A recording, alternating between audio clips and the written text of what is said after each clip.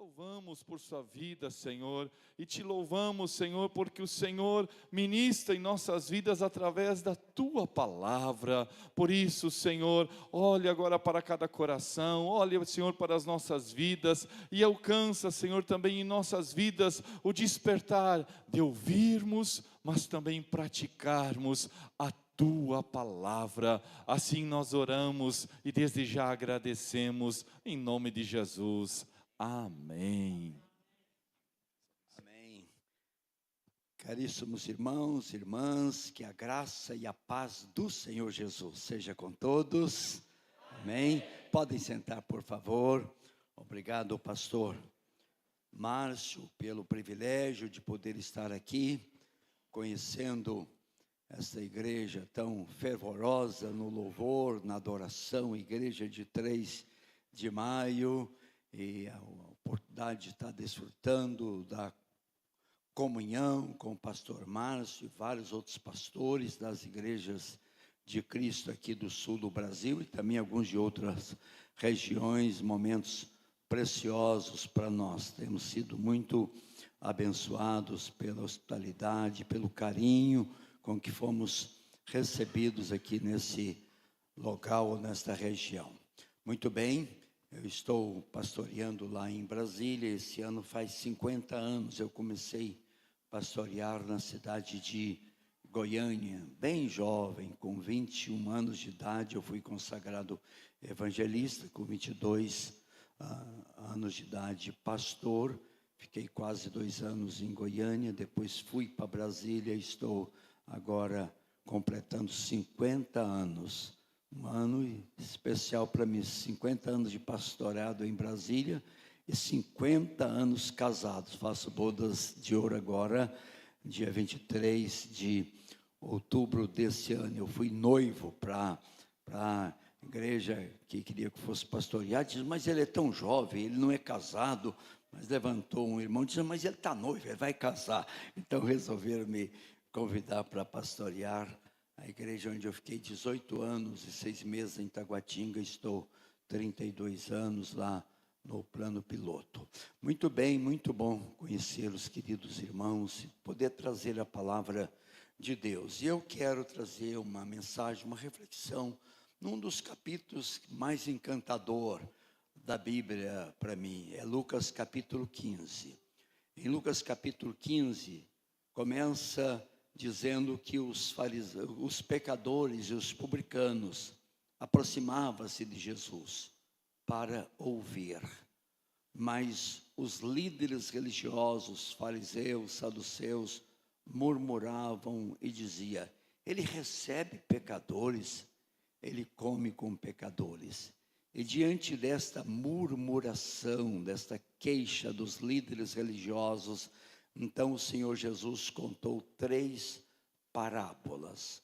A parábola da ovelha perdida, a parábola da dracma perdida e a parábola que eu vou chamar dos filhos perdidos. Interessante, então, esse capítulo é o capítulo dos perdidos. A ovelha estava perdida, a dracma estava perdida e o pródigo também estava perdido. Mas o bom desse capítulo que ele é também o capítulo dos achados, porque a ovelha foi achada pelo pastor, a dracma foi encontrada pelaquela senhora, e o pródigo foi restaurado à casa do pai. O grande evangelista do início do século XX, D.L. Moody, ele diz que nesse capítulo a gente vê a Trindade agindo. Na parábola da ovelha perdida é o bom pastor, que deixa as 99 ovelhas no curral e vai em busca da que se perdeu. E quando acha, cura suas feridas, coloca sobre os seus ombros e leva para junto das outras e chama os companheiros para se alegrar com ele, porque a ovelha foi restaurada. É a ação de Deus, o Filho, aquele que deu a sua vida por nós. Na parábola da dracma perdida, Diz o texto que aquela dona de casa acendeu a sua lâmpada e começou a vasculhar a sua casa e procurar. É o Espírito Santo que ilumina o coração do pecador. É o Espírito Santo que convence o homem do pecado, da justiça e do juízo. Ele que regenera o homem. Na parábola do filho pródigo, o pai espera o retorno do filho, e quando avista ainda de longe, ele corre ao seu encontro, abraça, beija pelo filho que havia sido restaurado. É o Deus Pai que espera também o retorno do pródigo. Um texto realmente maravilhoso. E eu quero me deter nesta trecho, não nas 3 parábolas, mas na parábola do filho conhecido como do filho pródigo, o esbanjador, o gastador. Certo homem tinha 2 filhos, e o mais moço aproxima-se do pai e disse: pai, dá-me a parte dos bens da herança que me cabe.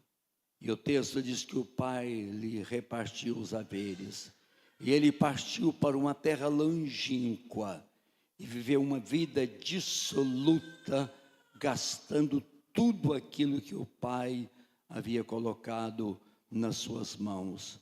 E depois de desperdiçar, perder tudo, agora num país distante, aquele país entrou numa crise muito grave, uma crise econômica, e o moço começou a procurar emprego, ninguém dava, ele começou a padecer necessidades. Depois de muito esforço, ele consegue um trabalho, um emprego numa fazenda para cuidar de porcos. Mas a Bíblia diz que ele almejava comer as alfarrobas que os porcos comiam, mas ninguém lhe dava nada.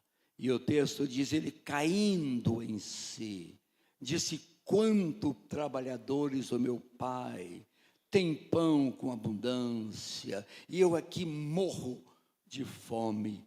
E ele disse: levantar-me-ei, irei ter com meu pai. Direi: pai, pequei contra os céus, contra a terra, eu não sou nem digno de ser chamado seu filho, mas me receba na fazenda, como um dos seus trabalhadores. E levantou-se, rumo à casa do pai. Quando o pai o avista ainda de longe, corre ao seu encontro, abraça o filho, e o filho diz: pai, pequei contra os céus e a terra. Nem sou digno de ser chamado seu filho, mas o pai manda trazer uma roupa nova, limpa para o filho, sandália para os seus pés, anel para o seu dedo, e mandou matar o boi mais gordo da fazenda, para fazer uma grande festa, porque o filho estava morto e reviveu, estava perdido e foi achado. E o texto diz: e começaram-se a regozijar. Esse texto é muito pregado, tem muitos sermões, mas tem um sermão que me deixa encantado, pregado por um português que veio para o Brasil, contemporâneo do padre Antônio Vieiras, lá, aquele grande orador lá de Salvador. Me esqueci o nome do português agora, mas ele disse que esse rapaz teve 4 momentos bem claros na vida dele. O primeiro momento é quando ele estava na casa do pai, e aquele homem diz: ele era feliz, mas ele não sabia que era feliz. Não lhe faltava nada. O pai era um homem bondoso, tratava bem até os empregados, não faltava nada. Aquele rapaz era feliz, mas ele não sabia que ele era feliz. Ele pensava que a felicidade estava no mundão, numa vida de orgia, numa vida de pecados. Feliz e não sabia que era feliz. Daí sai da casa do pai com o bolso cheio de haveres, de riqueza, agora vivendo uma vida dissoluta, conforme o irmão dele, gastando dinheiro com meretrizes. Ele era infeliz, mas ele não sabia que era infeliz. Pensava que a felicidade estava em viver aquela vida dissoluta na orgia, no pecado. Terceiro período é quando ele vai trabalhar num chiqueiro cuidando de porcos, desejando comer as alfarrobas que os porcos comiam, mas ninguém lhe dava nada. Agora ele era infeliz e ele sabia que era infeliz. E ele resolve voltar para a casa do pai. E quando o pai o recebe com alegria, com festa, roupa nova, sandália para os pés, anel no seu dedo. Agora ele era feliz e sabia que era feliz. Sabe, um sermão bonito como esse é uma coisa espetacular. Só o contemporâneo do padre Antônio Vieira para fazer uma coisa tão bonita dessa maneira. Bom, mas eu só estou citando o sermão, eu agora quero pregar. E eu quero pregar nesta noite sobre as duas orações do filho pródigo. A oração de um homem espiritualmente morto, a oração de um homem perdido, e depois a oração de um homem que reviveu, um homem achado, um homem transformado pela graça de Deus. Oração faz parte, meus queridos irmãos, de toda a humanidade. Qualquer lugar na face do mundo, seja os índios, seja civilizado, seja não, todo mundo ora, meus queridos. Católico ora, protestante ora, budista ora, muçulmano ora, hinduísta ora, todo mundo ora.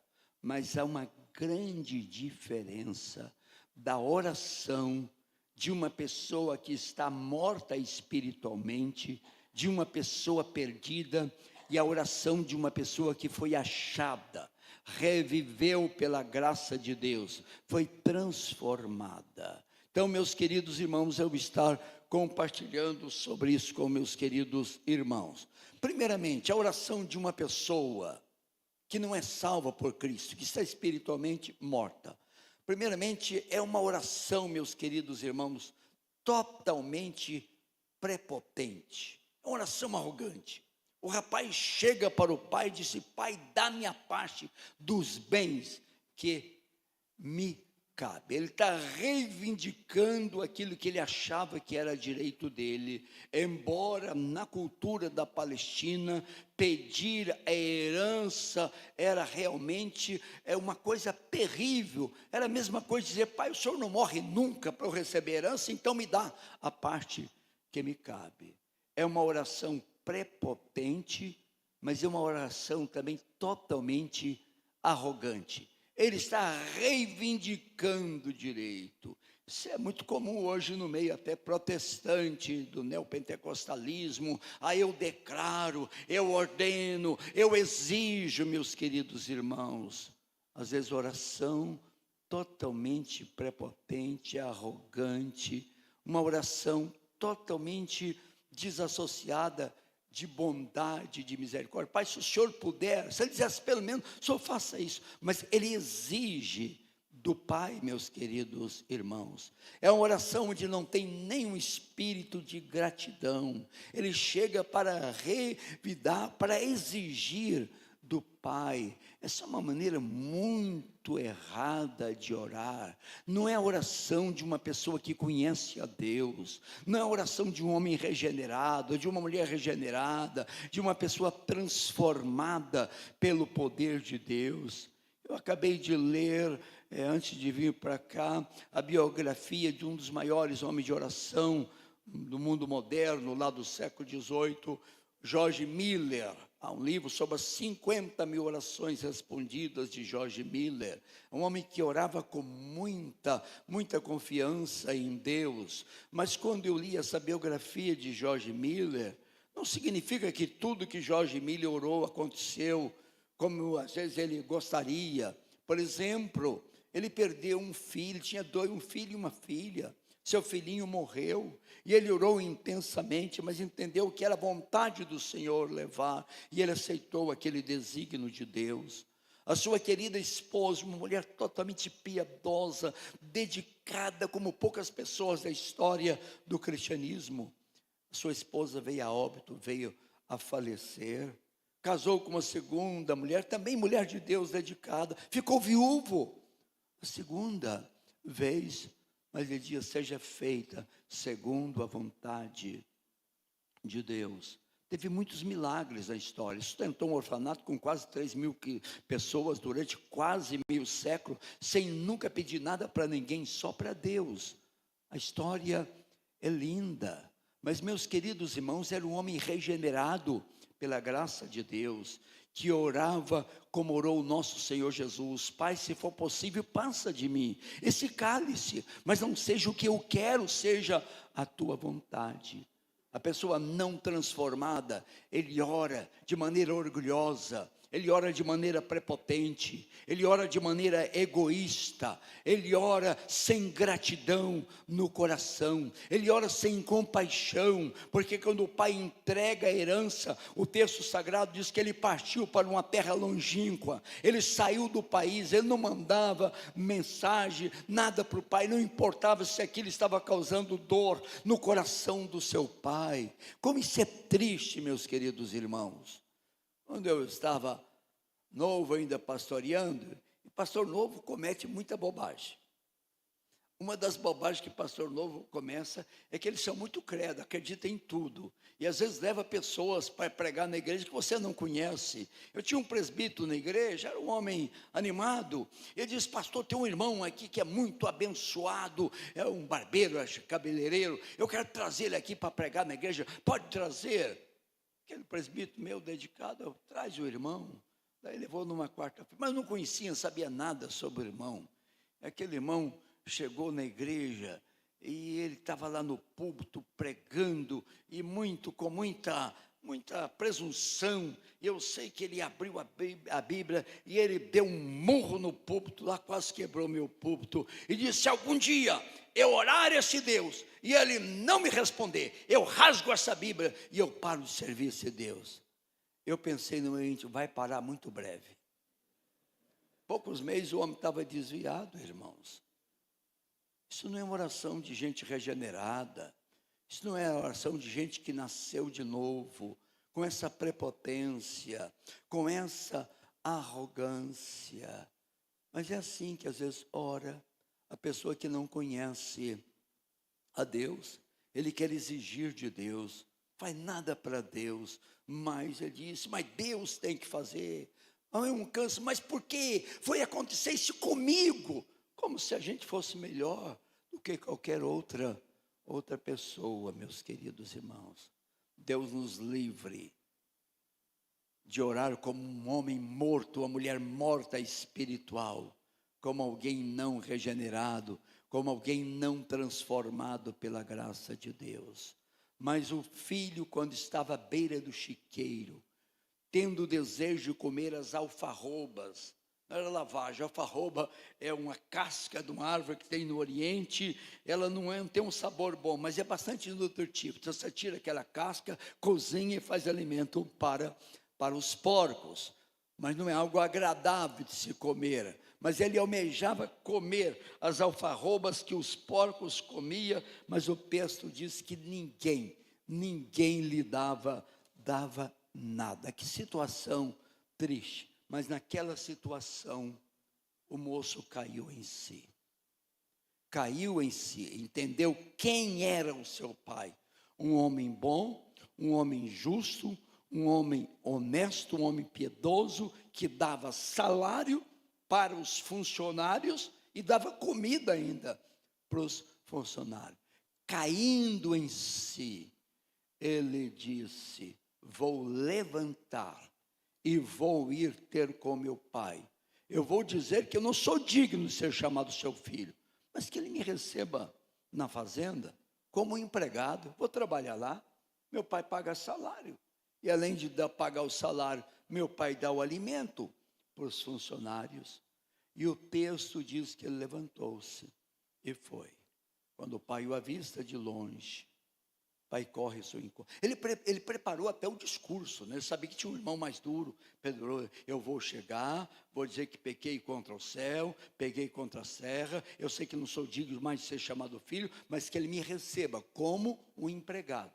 E eu vou trabalhar, e o meu pai vai pagar o salário e vai me dar o alimento. Ele decorou o discurso.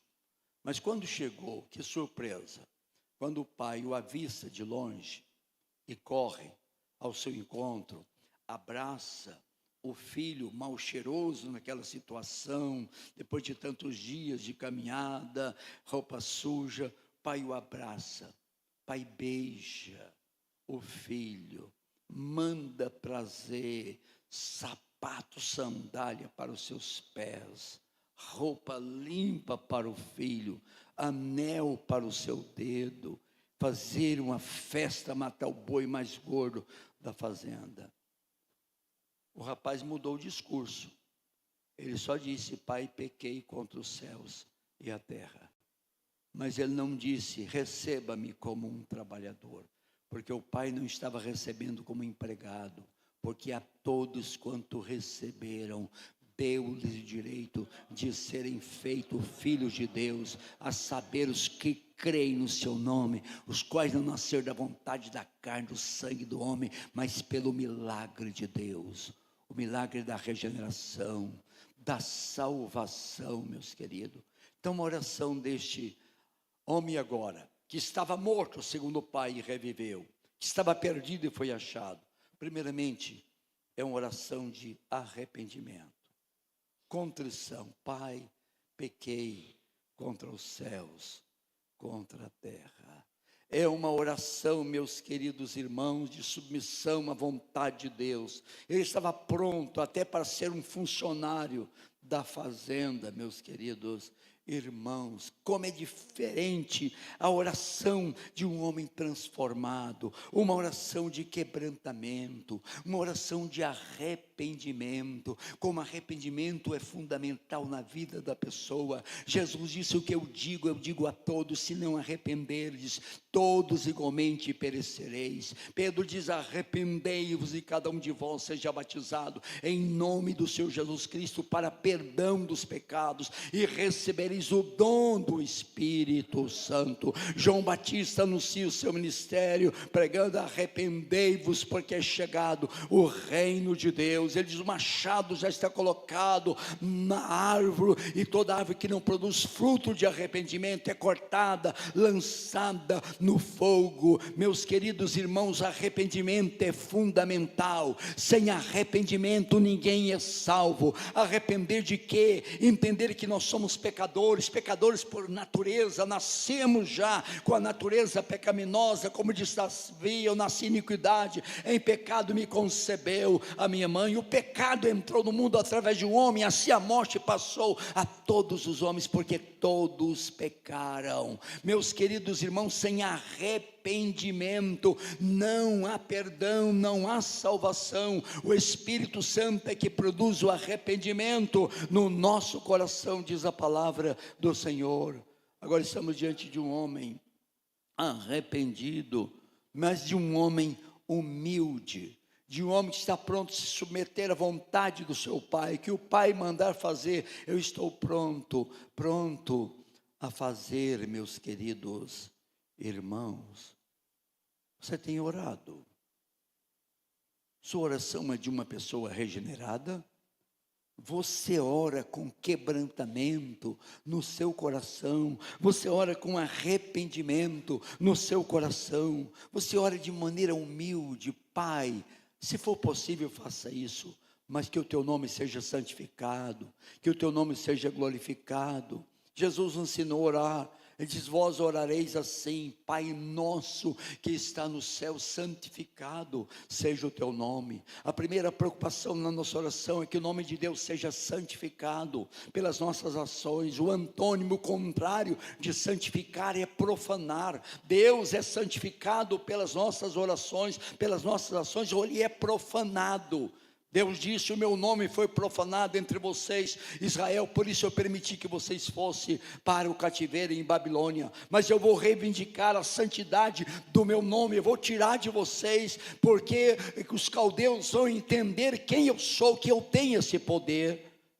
Santificação do nome de Deus. Santificado seja o teu nome. Venha a nós o teu reino. Deus, que a tua vontade venha, seja feita aqui na terra como ela é feita nos céus. Só depois dessas 3 petições: santificado seja o teu nome, venha a nós o teu reino, seja feita a tua vontade, é que vem as outras 3 petições: o pão nosso de cada dia nos dai hoje, perdoai os nossos pecados, não nos deixe entrar em tentação. Oh, meus queridos irmãos, como isso é sério. Eu li há muitos anos um livro que me impactou muito, a história e a biografia de John Ryder. John Ryder foi um dos homens muito poderosos em oração, vivendo no século 17, século 18. Esse homem tinha uma vida muito intensa de oração. As pessoas iam pedir oração e Deus fazia maravilha, porque a oração do justo, diz o texto, pode muito em seus efeitos. Havia um evangelista itinerante na Inglaterra, um homem muito abençoado, piedoso, andava a cavalo de cidade em cidade, pregando o evangelho nos povoados. Esse homem ouviu falar sobre a história de John Ryder. Ele diz: eu preciso conhecer esse homem, eu quero orar com ele. Ele viajou 3, 4 dias a cavalo, lá para encontrar John Ryder. Chegou na casa de John Ryder já à tarde, se identificou: eu sou evangelista, eu ouvi falar do irmão, eu queria orar com o irmão. John Ryder recebe de maneira serena, tranquila, prepara janta para ele, diz: amanhã nós vamos orar. O povo naquela época não tinha energia elétrica, dormia lá para as 8 horas, está dormindo, mas 4 horas da manhã todo mundo está em pé. Ele tinha uma capela lá onde John Ryder orava, ele levantou e foi para aquela capela orar. O evangelista, o John Ryder, dobraram os joelhos no altar, e o John Ryder está quietinho lá. Aquele evangelista então começou a orar, voz alta, orou 5 minutos, 10 minutos, 15 minutos, 20 minutos, daí parou de orar. John Ryder está quietinho, e ele ficou pensando: poxa, eu ouvi a fama desse homem, que ele ora tanto, mas ele nem abre a boca.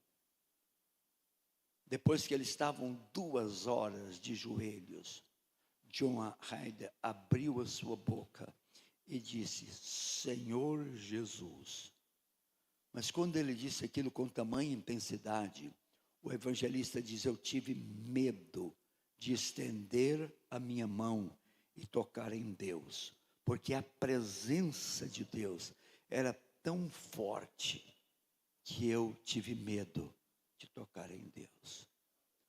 Um homem que conseguia dobrar o joelho e ficar 2 horas em contemplação, mas quando abria sua boca, irmãos, pelo amor de Deus, às vezes nós somos tão apressados na oração, nem agradecemos a Deus, não confessamos os nossos pecados, não nos quebrantamos.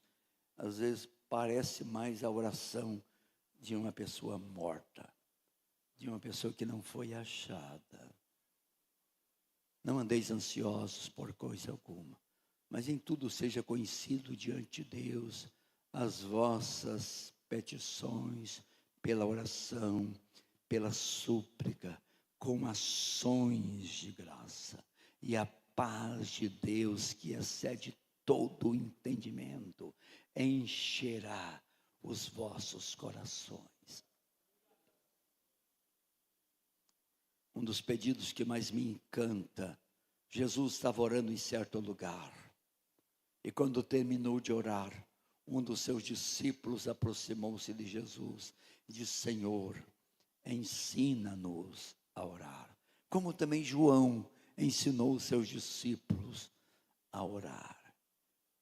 E às vezes a gente sente vergonha diante de um homem, de uma mulher de oração, que ora com tanta graça. Diz: meu Deus, eu preciso aprender a orar. E diante, meus queridos irmãos, deste arrependimento, desse quebrantamento, desta submissão, desta humildade, o pai pôde dizer para o filho mais velho: esse meu filho estava morto, mas ele reviveu. Ele estava perdido, mas ele foi achado, vamos nos alegrar. E o texto diz que eles começaram-se a regozijar. Meus queridos irmãos, e nós temos tanto ensinamento nesse texto aqui, desta parábola. E eu vou para o caminho da minha mensagem, para o final da minha mensagem, fazendo algumas aplicações. Primeiro, é um dos textos mais claros sobre o perigo do engano do pecado. Paulo, em Romanos 7, diz: o pecado me enganou e me matou. O pecado engana. O filho tinha tudo na casa do pai, o filho era feliz, mas ele pensava que a felicidade estava nos prazeres da carne. Jovens, adolescentes, criados na igreja, não se iluda com esse mundo. Que privilégio ter um pai crente, que privilégio ser criado na igreja, educado no departamento infantil, adolescente na igreja, servir ao Senhor.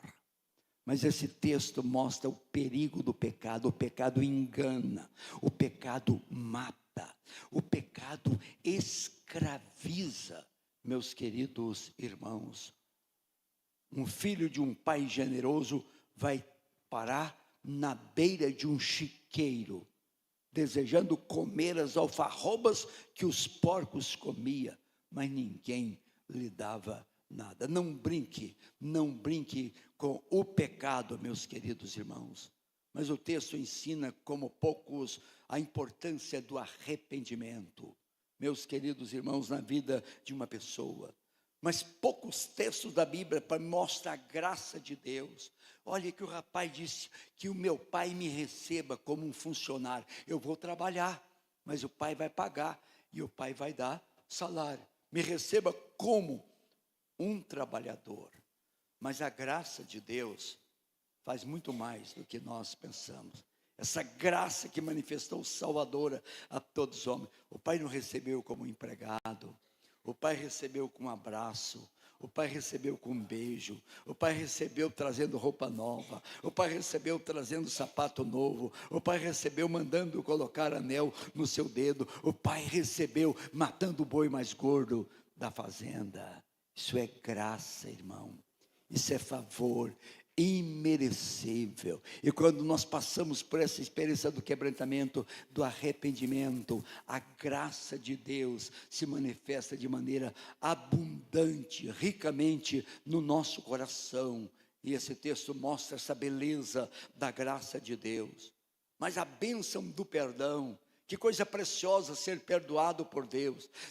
Quando Deus me perdoou. Eu era jovem, 18 anos, revoltado. Meu irmão, Deus me encheu de paz, de tanta alegria que eu tinha medo de flutuar. Eu estava leve, quase flutuando, meus queridos irmãos, por causa da bênção do perdão, ser perdoado por Deus. Já pensou esse rapaz, agora vendo o pessoal dançando, churrasco à vontade, meus queridos, não sei se era gaúcho, mas sabia fazer churrasco. E ele ali, e o pai feliz. Como eu fui louco, como eu fui tolo, como eu não entendi o quanto o meu pai é gracioso, o quanto o meu pai é maravilhoso. Eu estou aqui perdoado, eu estou de roupa cheirosa, eu estou com sandália nos meus pés, tem anel no meu dedo. Meus queridos irmãos, perdão, restauração, totalmente restaurado, ter uma vida restaurada, às vezes uma vida estragada pelo pecado, família estragada, a graça de Deus vem e começa a restaurar o homem, dando dignidade, dando razão, sentido de vida, restaura às vezes a família, meus queridos irmãos. O texto mostra isso de maneira clara, mas poucos textos ensinam sobre alegria. Pai mandou fazer uma festa, irmão. O povo estava alegre, dançando aquela cultura judaica, aquela dança, não uma dança assim, imoral, uma coisa preciosa, demonstração de alegria, a dança de Miriam, a dança de Davi, quando a arca entra, a pessoa extravasa a sua alegria, saltando de alegria na presença do Senhor da glória. Alegria, que Deus concede, meus queridos, de maneira especial. Mas, meus queridos, a bênção da filiação, ele não é recebido como empregado, é como filho. Vede que grande amor nos tem concedido o Pai, a ponto de sermos chamados filhos de Deus.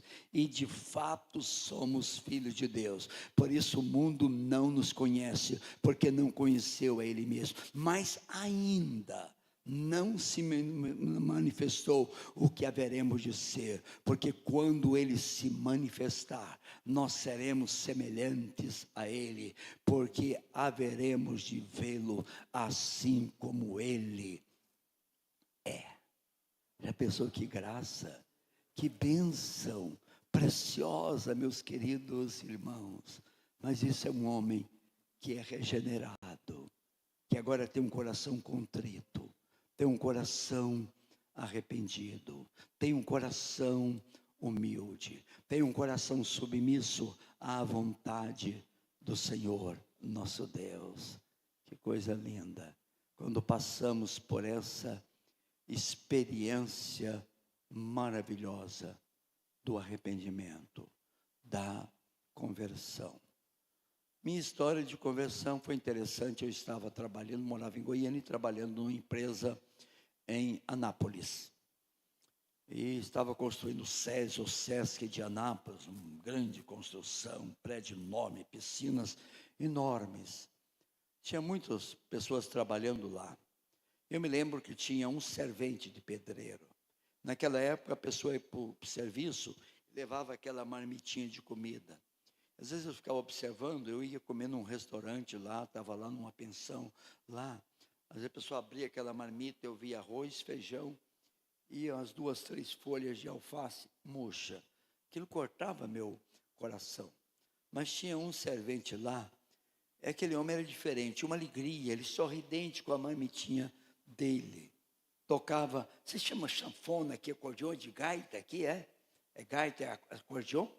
Então ele tocava acordeão, aquela acordeão grande, sei lá, 120, aquela pesadona. E ele me chamou para ir na igreja.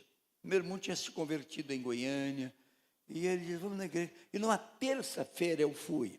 A gente ia a pé, era mais ou menos uns 4 quilômetros. Igreja lá num bairrozinho, e ele levava aquele acordeão.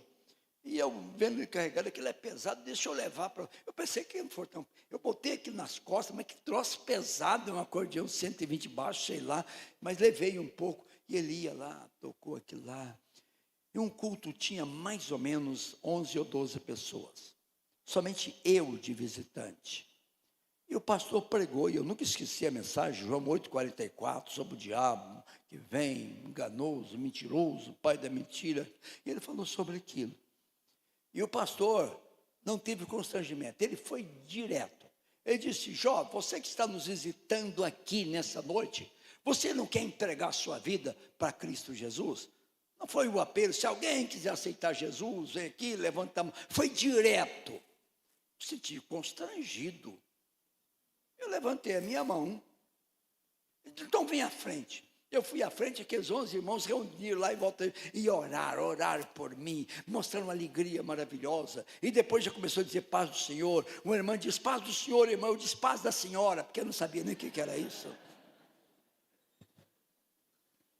Mas, queridos irmãos, aquela noite foi uma noite terrível na minha vida. Foi terrível, porque eu passei a noite com pesadelo. Eu disse, mas como é que eu pude fazer aquela decisão doida? E eu, quando eu tomo uma decisão nas coisas, eu não costumo voltar atrás, não. Mas eu não podia ter feito aquilo. Uma perturbação dos demônios na minha cabeça, uma coisa estranha. Meu Deus, que noite terrível, não foi alegria. Mas no outro dia, como é que Deus faz as coisas? Lá tinha uma escola ali, os Gideões Internacional tinha passado por lá, distribuído aqueles Novo Testamento. Eu achei um Novo Testamento. E a primeira coisa que me encantou no Novo Testamento, estava escrito, esse livro não pode ser vendido. Eu falei, opa, que negócio engraçado. Comecei a ler, lá no começo por Mateus, e cheguei naquele texto, quando Jesus disse, se alguém me confessar diante dessa geração mais perversa, eu vou confessar diante do meu Pai que está no céu, mas se alguém negar de mim, e se envergonhar de mim, das minhas palavras, eu me envergonharei diante dele. Falei, o quê? Eu já conheci a história que Jesus morreu na cruz, e eu dobrei os meus joelhos ali, caí num arrependimento profundo, pedi perdão. Quando eu levantei dali, eu era um novo rapaz pelo poder de Deus. totalmente regenerado. A paz de Deus inundou o meu coração. Deus me transformou pela sua graça. E isso faz muito tempo atrás. Mas nunca desviei do Evangelho. Nunca deixei, Senhor. Casei com uma moça linda, virgem, temor a Deus, pastoreando 52 anos, nunca traí a minha esposa, nunca me engracei com mulher de ninguém, com profundo respeito pelas irmãs da igreja, com temor e tremor, mas com muita graça e reconhecendo que é misericórdia de Deus sobre a minha vida. Você já passou pela experiência da regeneração? Eu não estou perguntando se você já frequenta a igreja há tanto tempo, nem se você já levantou a sua mão, mas você já caiu nesse arrependimento e pequei contra os céus, contra a terra. Eu não sou digno de nada, eu preciso de graça, eu preciso de misericórdia, eu preciso de salvação, eu preciso de perdão. Agora que eu estou vendo que tem um aparelho que ele vai dizendo o tempo para eu parar, né? Que bom que eu estou vendo, está 4h36 aqui. Eu não tinha visto isso aqui ainda. Estou tão centrado nos irmãos. Mas eu quero orar agora, queridos irmãos. Espírito Santo está aqui. Espírito Santo convence o mundo do pecado, da justiça e do juízo. Qual o pecado que o Espírito convence? O pecado de não crer em Cristo Jesus. Grande pecado.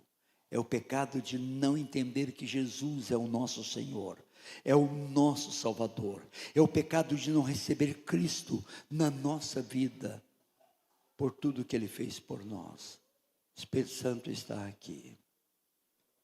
Se você não passou por essa experiência, chegou o seu momento. Chegou a sua hora. Vamos curvar as nossas cabeças para orar ao Senhor.